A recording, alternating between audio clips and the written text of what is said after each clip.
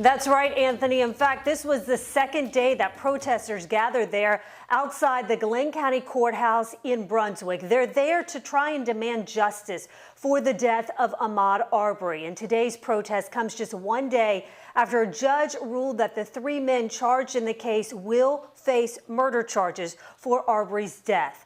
On your sides, Kaylee Tracy was there outside the courthouse, and she has the very latest for us tonight.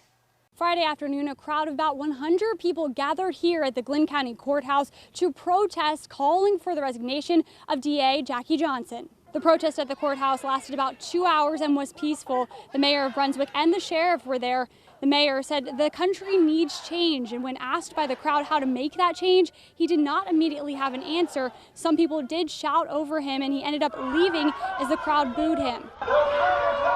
The group Liberty Road, a national anti-injustice group, hosted the protest again, calling for the resignation of District Attorney Jackie Johnson here in Glynn County. Johnson was the first of 4 DAs to handle the Arbery case. She recused herself after a conflict of interest regarding defendant Gregory McMichael, who was an investigator with the DA's office.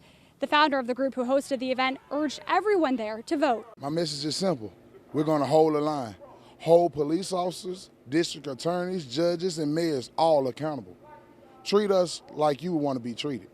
If it was their child, they would want somebody to be held accountable. The founder of Liberty Road, who you just heard from, said he just came from Minnesota, where he was paying his respects to George Floyd. He said in Minneapolis and out here in Brunswick, he's seen nothing but unity, and he said that gives him hope. Reporting in Brunswick, Kaylee Tracy, First Coast News, on your side.